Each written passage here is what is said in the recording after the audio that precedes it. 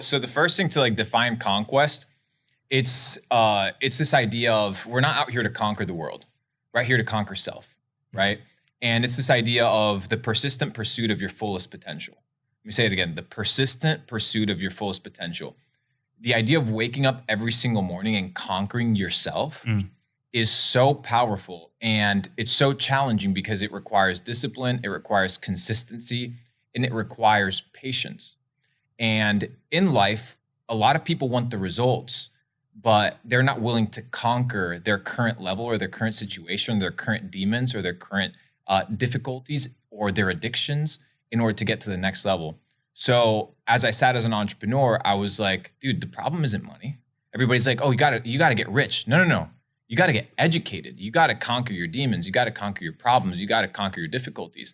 And the reason I came to this conclusion was, we talked about the bull run and I was able to do well, but then I was left with all the problems that money couldn't solve. And those are the problems that are actually real. And it's a common misconception. You've done really well yourself in crypto, that you end up being in a situation or in a scenario where they tell you that money's going to solve all these things. And when the check actually hits the bank, you feel the same way. And you're left with this void, because it's truly a void. And many people are left confused. And we are right now in the process of conquering ourselves to achieve the fullest potential. And our objective is to inspire people, not with our words, but with our lives. And I think a lot of people do a lot of talking and they don't back it up with their actions. And the conquest is to develop 1 million entrepreneurs around the world to focus on creating, multiplying, and preserving wealth. And by wealth definition, wealth isn't money. Wealth is abundance, right? And the abundance we classified into 4 different pillars: health, right? Mental and physical; wealth, financial; love, relational, businesses, business partners, your intimacy, whatever it may be; and happiness, this idea of being able to wake up and find purpose. And as we kind of develop those 4 quadrants, that is what true wealth means to us. And you saw it as well in the bull run. A lot of people know how to create wealth: drop shipping stores, social media marketing agencies, design agencies. Some people know how to multiply wealth. They see opportunity, but very few people know how to preserve wealth. How do you develop a lifestyle where you're consistently preserving the wins that you've made in life and you're not giving back, right? You go to the gym 6 months, you go to the gym 8 months, but then you don't go for a year. You can't build a lifestyle of success if you're always cheating, and if you cheat one day, you're a cheater. And, I say as a hypocrite, and we have this idea of people being perfect, but don't look at the messenger, look at the message. And the message stands true, which is you need to develop yourself. You need to focus on yourself, and then the money will come. The relationships will come. The network will come. But you need to be able to train. You need to be able to focus. You need to be able to spend time with yourself, fighting those demons, fighting those challenges.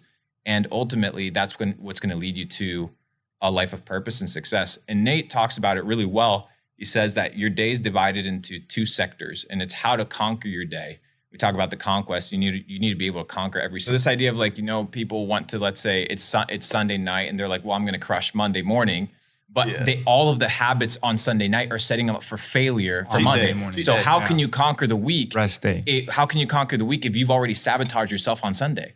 How can you be eating at 2 a.m, right? And be like, well, I'm going to wake up and go to the gym, but you already failed right before, right? So you're setting yourself up for failure. So it's this idea of the persistent pursuit of your potential, conquest 24/7, understanding how the mind works. And like Nate said, if you're not the one educating yourself, programming yourself, somebody out there is going to do it for you. And that's the difference between a king and a slave. Yeah. And if you take care of your mind, that's where everything starts.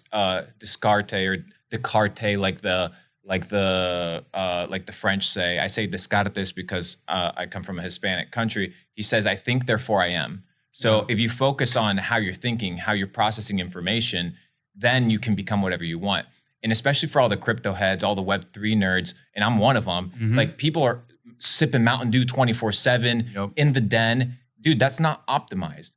In the last 12 months, I took about 12 or 13 trades in the crypto market. I just took an account from 5K to 100K. in the last 7 months with like 11 trades. I think I was like 9 out of 11, and they were all winners. And it was because I'd positioned my mind in such a way where I'm not out here hustling. I'm positioning my mind, I'm training myself, I'm developing, and then I'm taking action. People think that doing equals success, or that doing progress. Exactly. And it's super counterintuitive. When you look at rich people, dude, they'll pick up, send two text messages, not do anything, send 3 text messages, do a deal flow here and there. And why are they so far ahead? Because they know something that you don't, that it's not about hard work.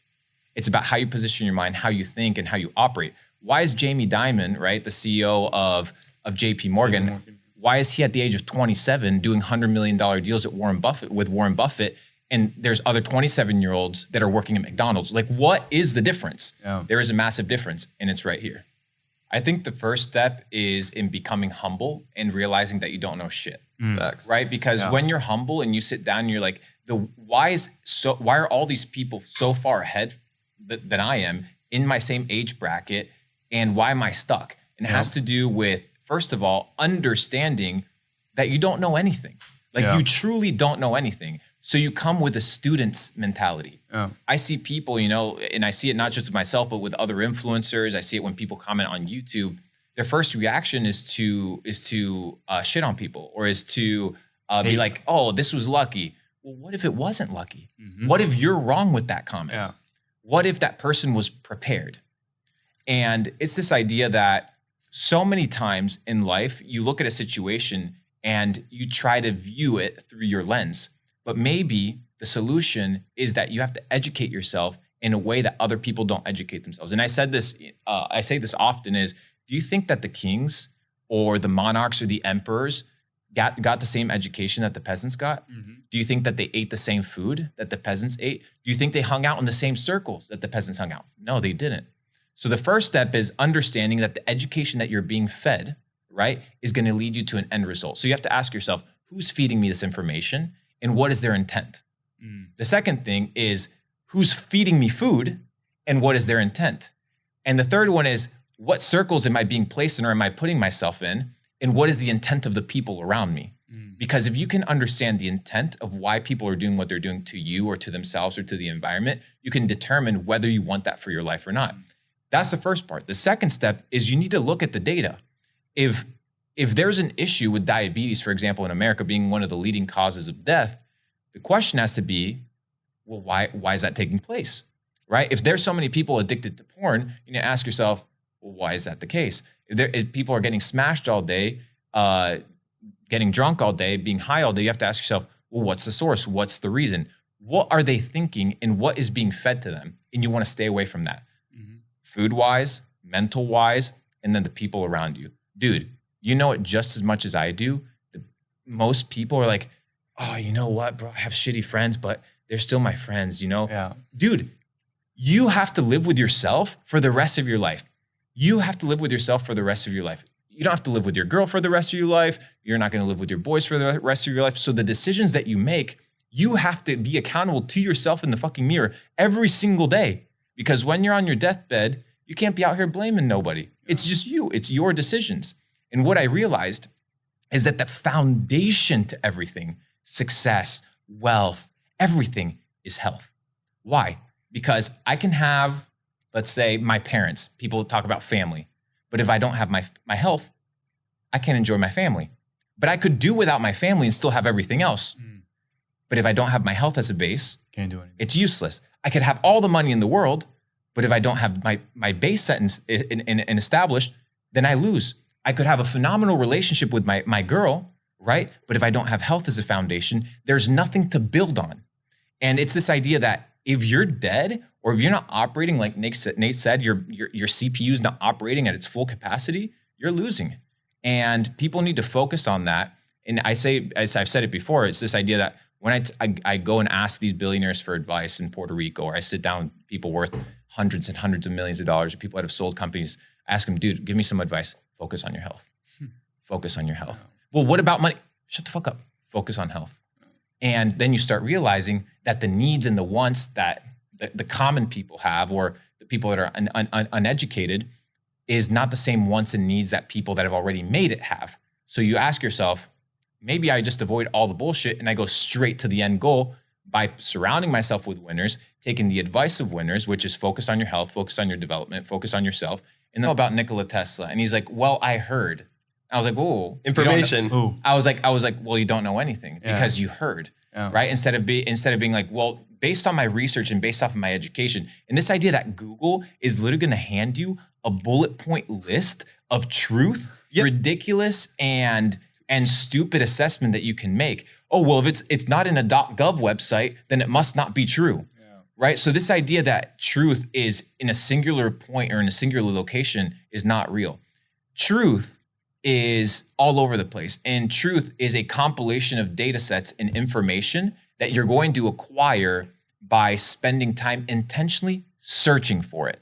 And the problem is people are distracted.